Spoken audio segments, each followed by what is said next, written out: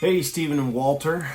You guys are rocking and rolling. This past weekend, Stephen, thank you again so much for being a part of our weekend. Walter, we love every time that you're able to join us, man. And we miss seeing Max. But I just wanted to make this video real quick as a way to help you prepare for the lesson this week. You were talking about Jesus and the woman at the well, diving into John chapter 4.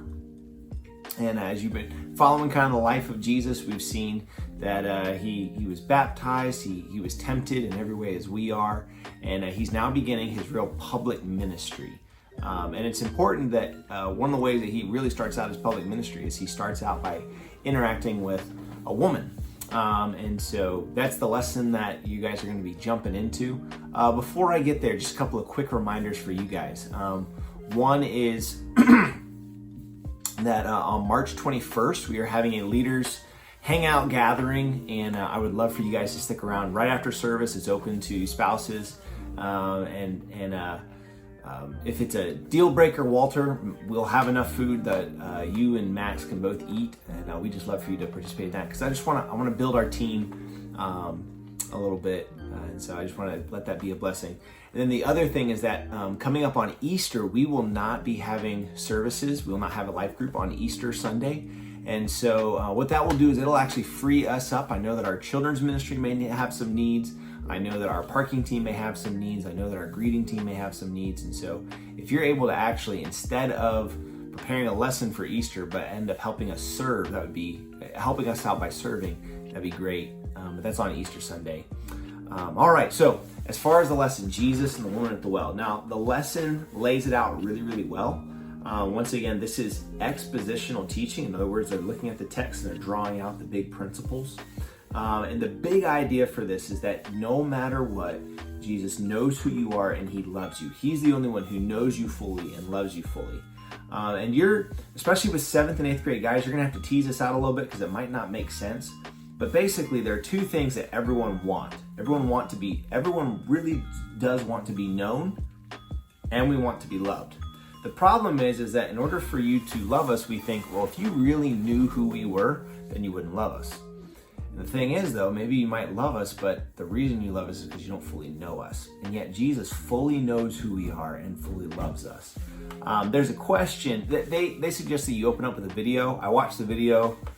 I would not recommend you guys using that video. It's a spoken word of a lady. It's done a while back. The artistry in it's not that great, and I just don't think it would be very engaging for the guys. But there's something said in the video, and that's this: to be known is to be loved, and to be loved is to be known. And you could ask them the question, what do they think when they think about that? But maybe I would open up with the game, and I would open up with the game 2 truths and a lie, and maybe have the group, you guys start as the leaders, but maybe like go around and say, hey, everybody, we want you to share 3 things. 2 of them need to be truths, 1 needs to be a lie, and then we're going to see how well we know you.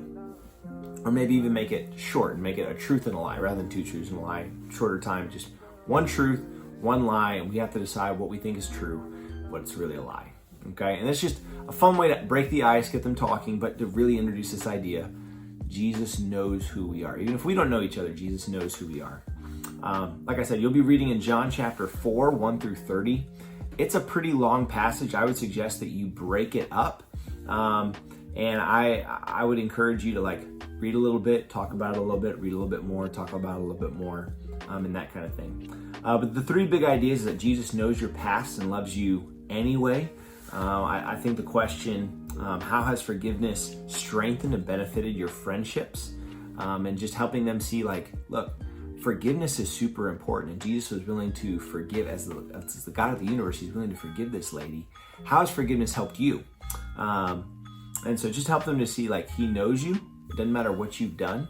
And I'm going to let you know that some of your guys, not only have they done things, they've had things done to them that just isn't right.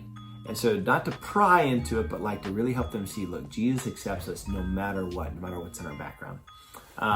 The second big idea is that nothing except Christ can fill the empty gap in our life. Here's where you can kind of lead the discussion. What are some of those things when we feel bad? What are the things we turn to?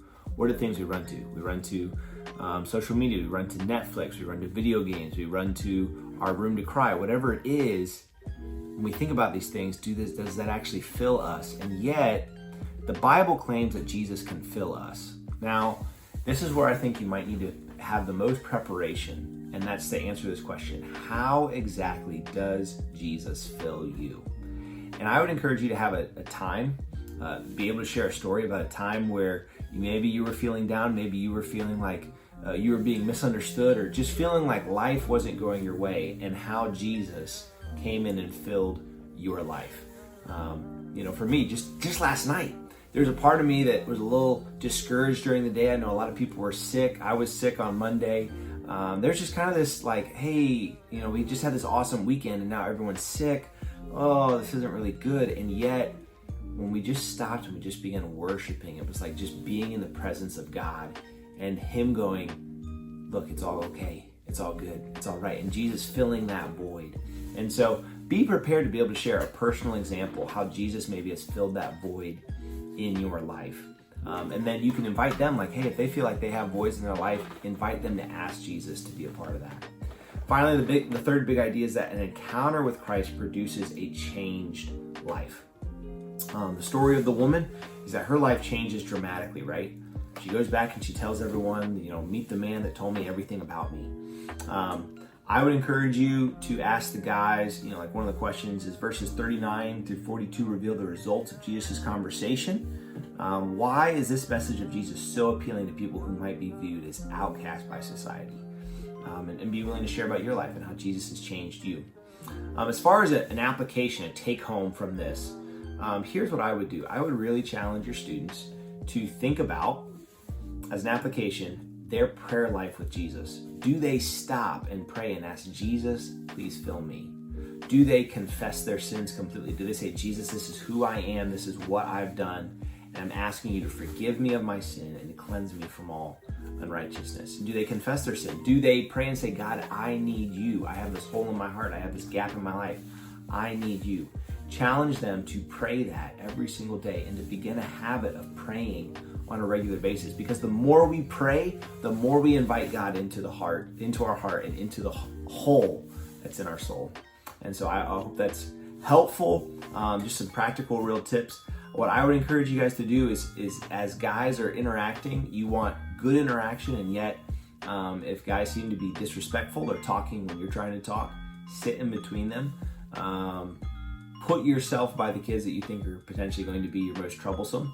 That way you can kind of, just put a hand on the shoulder, like, hey, settle down, it's going to be okay.